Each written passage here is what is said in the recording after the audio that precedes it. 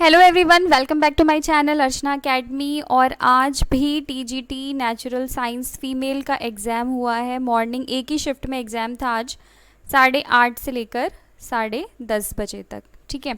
और इससे पहले मैंने अभी एक वीडियो अपलोड की है जिसमें मैंने आपको बताया है कि किन चीज़ों का ध्यान रखना है एग्जामिनेशन सेंटर पर पहुंचने से पहले।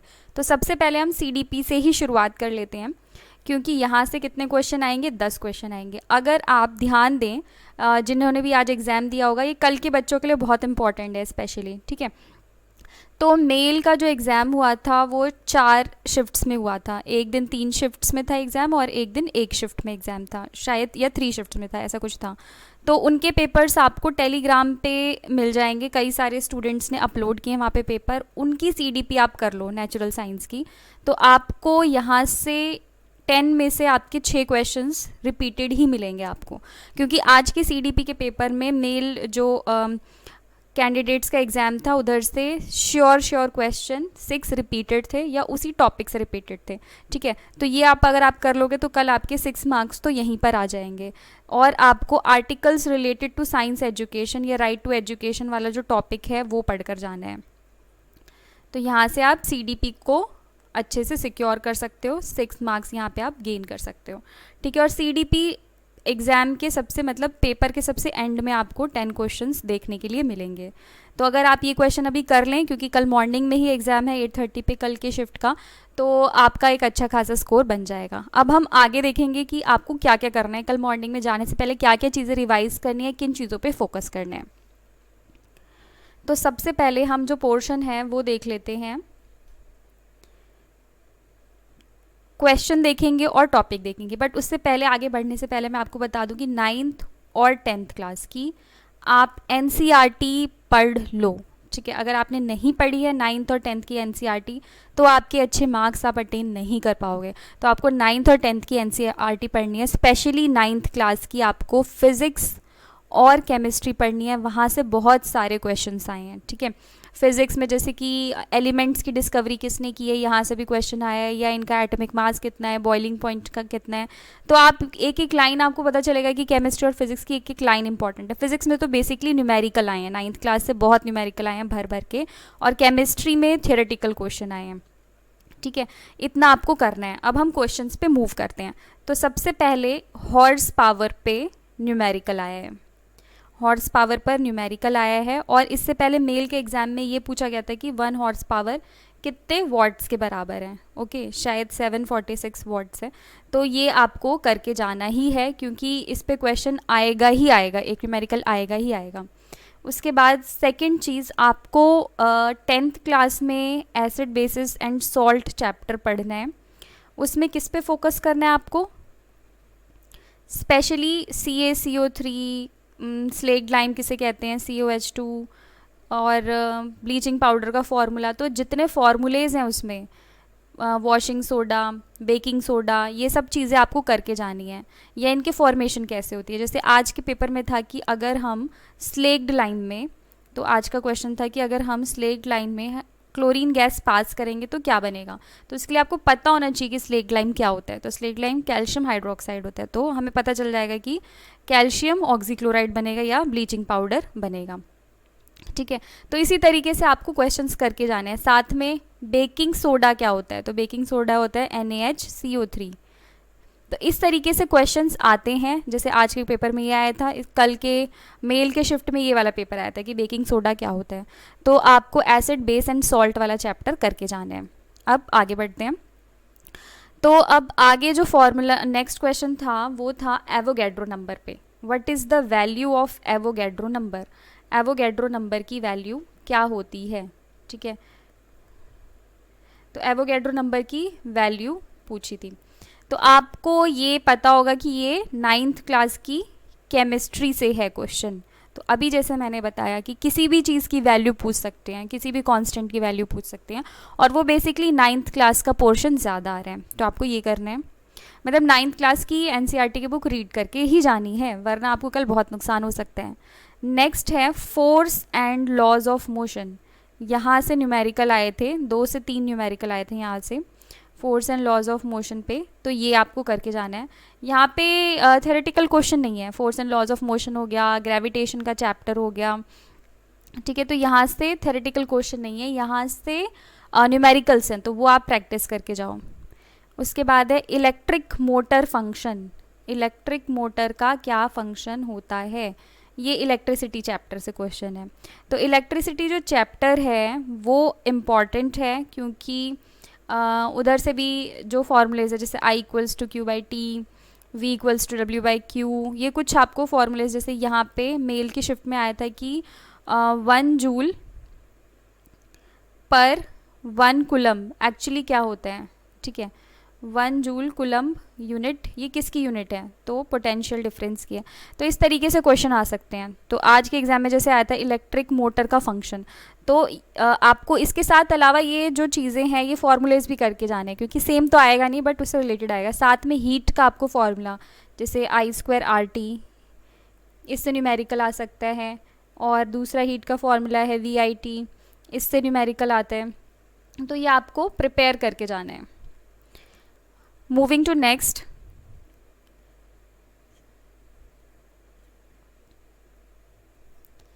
अब हम 6th पॉइंट पे मूव कर रहे हैं, और यहाँ पे आपको रिएक्टिविटी सीरीज़ से क्वेश्चन देखने के लिए मिला था आज। रिएक्टिविटी सीरीज़ से जैसे ऐसे करके कुछ बना रखा था, कई सारे ऑप्शंस थे, आपको उनमें से बताना था कि कौन सा decreasing order of reactivity series के हिसाब से सही है। तो उसके लिए आपको रिएक्टिविटी सीरीज़ पता होनी चाहिए। उसके बाद ही आपको पता है कि जो सबसे ऊपर है वो सबसे हाईली रिएक्टिव है और वो नीचे वाले को डिस्प्लेस कर सकते हैं। तो ये भी शायद एसिड बेस एंड सॉल्ट में या मेटल्स में है, तो ये भी आप करके जाएं एक बार। नेक्स्ट 7th में है, आपको कन्वर्जन्स पता होने चाहिए। 10th क्लास के जो कन्वर्जन्स है, जैसे कि इथेनॉल से इथेनोइक एसिड कैसे बन सकता है, ठीक है, मतलब क्या कंडीशंस, क्या रिएक्शन कंडीशंस होनी चाहिए, ये आप थोड़ा करके जाना।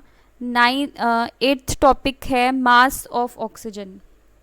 तो मास ऑफ ऑक्सीजन पूछा था, आप मास ऑफ हाइड्रोजन वगैरह भी करके जाना।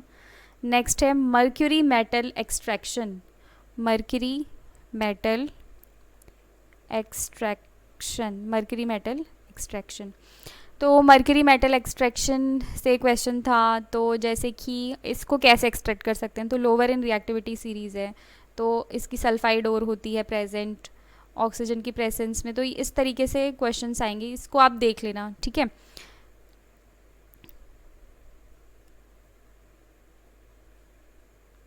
फिर आते हैं 10th टॉपिक जो आपको करके जाना है, वो है इवोल्यूशन थ्योरी से। थ्योरी ऑफ इवोल्यूशन किसने दिया था, कौन कौन सी थ्योरीज थी, उन थ्योरीज़ के अनुसार क्या क्या चीज़ें थी, ये आपको इवोल्यूशन चैप्टर से, बायो के चैप्टर से करके जाना है।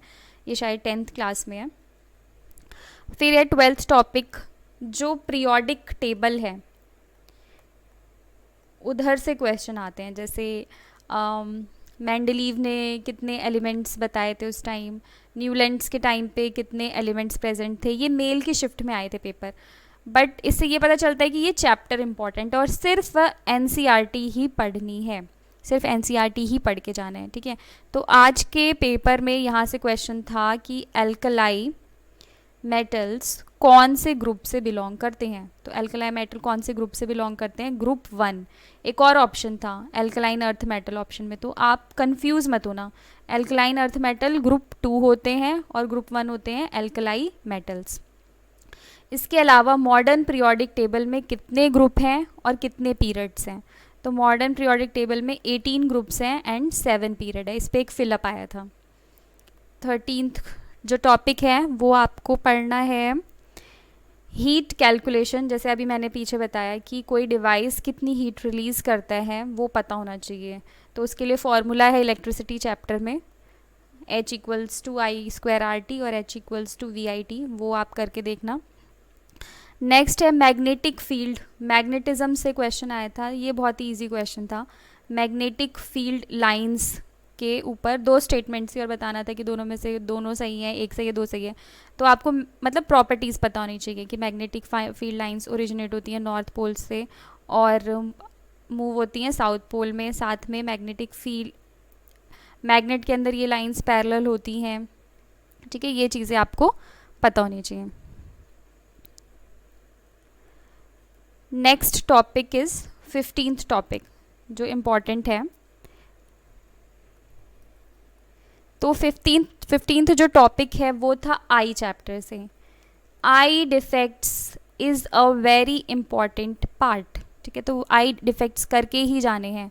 मायोपिया, ठीक है, तो मायोपिया और फार साइटेडनेस पे क्वेश्चन आया था, तो आपको इनके दूसरे नेम भी पता होने चाहिए, हाइपरमेट्रोपिया,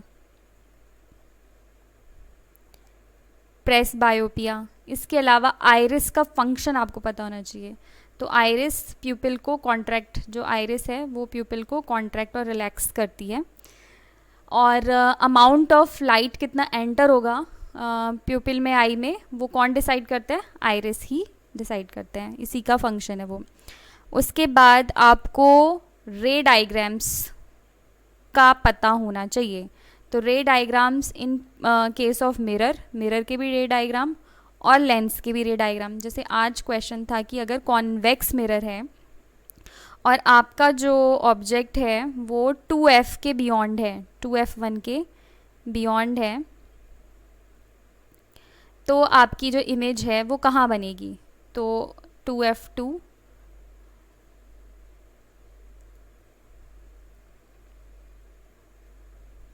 मतलब f2 और f2 के बीच में बनेगी, इधर कहीं इमेज बनेगी। तो ये आपको पता होना चाहिए। 17th टॉपिक, तो जो 17th टॉपिक है वो था बहुत ही easy, formula of power 1/f। 18th topic था एटमॉस्फेयर की लेयर्स से।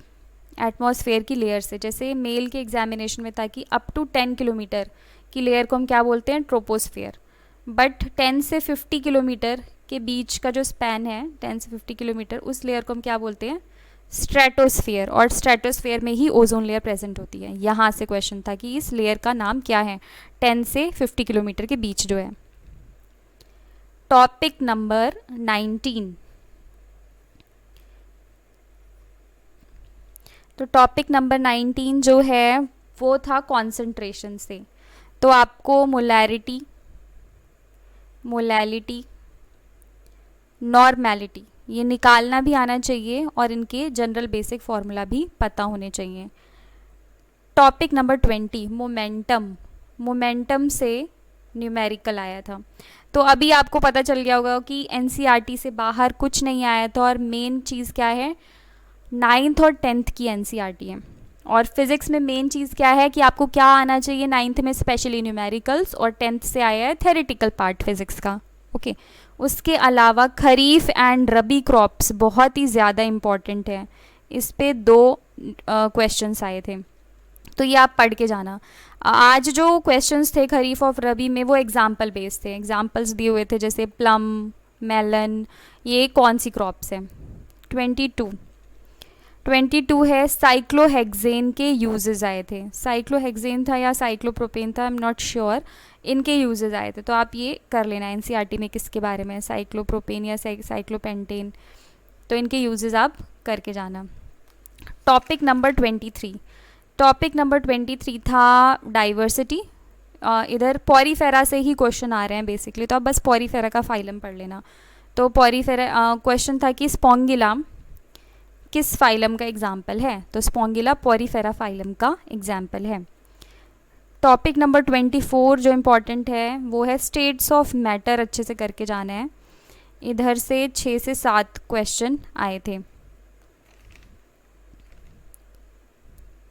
नेक्स्ट टॉपिक नंबर 25 हार्मोन से क्वेश्चन था, केमिकल कंट्रोल एंड कोऑर्डिनेशन। इस पे मैंने ऑलरेडी अपने चैनल पे एमसीक्यू की एक वीडियो डाल रखी है, वो कर लेंगे तो आपका इधर से कोई क्वेश्चन मिस नहीं होगा। तो वहाँ से क्वेश्चन था मेलाटोनिन हार्मोन कौन सा ग्लैंड रिलीज़ करता है? पाइनल ग्लैंड रिलीज़ करता है, और ये हमारी सर्केडियन रिदम को, मतलब स्लीप वेक साइकिल रिदम को मेंटेन करते हैं। टॉपिक नंबर 26 रिकॉइल वेलोसिटी पे एक न्यूमेरिकल आया था, ठीक है। इसके अलावा सोर्सेज ऑफ एनर्जी वाला चैप्टर इंपॉर्टेंट है, उसकी भी वीडियो आपको मेरे चैनल पे मिल जाएगी। वहाँ पे लिमिटेशंस, मतलब 2-3 सेंटेंस थे, इसमें से कौन सा लिमिटेशन नहीं है विंड एनर्जी यूज़ करने का and ocean thermal energy use करने का, इधर से क्वेश्चन था। तो अगर हम एक कंक्लूजन निकालें, कंक्लूजन, तो आप 50 मिनट्स में, अगर आप फिज़िक्स के न्यूमेरिकल सॉल्व नहीं करते तो आप 80 क्वेश्चंस सॉल्व कर सकते हैं, पर उसके लिए आपको 9th एंड 10th पढ़ कर जानी है। ठीक है, 9th एंड 10th NCERT पढ़ कर जानी है, तभी ऐसा हो सकता है। ओके, और इसमें CDP का तो मैंने आपको बताया है कि कुछ नहीं करना। अभी जो मेल कैंडिडेट्स ने एग्ज़ाम दिया है उनका पेपर का CDP सॉल्व कर लो, 4 से 5 या 6 क्वेश्चन भी आपको रिपीटेड मिल जाएंगे वहाँ से। ठीक है, ये चीज़ हो गई। अब पार्ट ए जो है उसमें मैथ्स वही क्वेश्चन सॉल्व करो जो आपको लगता है कि सॉल्व हो सकता है इजीली कम टाइम में। ठीक है, 5 to 6 क्वेश्चंस, जैसे कैलकुलेटिव है, बहुत टाइम लगेगा सॉल्व करने में। मुझे ऐसा लगता है कि उससे बेटर है कि आप हिंदी और इंग्लिश में अच्छा स्कोर कर सकते हो अगर आप उनके पैसेजेस को टाइम देके थोड़ा ढंग से पढ़ लें तो इस तरीके से ये वीडियो एंड होती है। अगर आपका सजेशन, कोई रिक्वेस्ट या कोई फिर कोई और कुछ पूछना है तो आप कमेंट कर सकते हैं।